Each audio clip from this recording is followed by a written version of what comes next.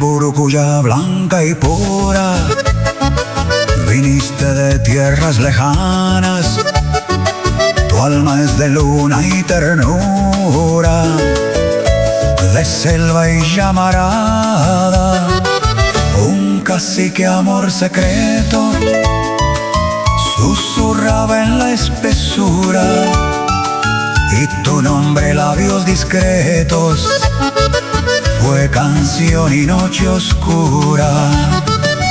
Cada noche melodía de flauta triste al pasar, tu esperanza se perdía, tu suspiro era llorar, hasta que la noche vino y el silencio se quedó.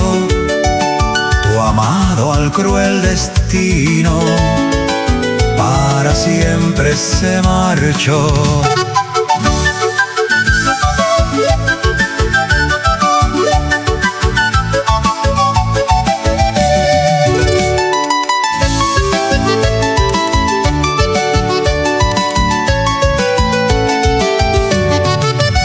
Burucuyá triste y sola, tu dolor nadie entendió, solo el bosque, solo el aura, tu secreto recogió.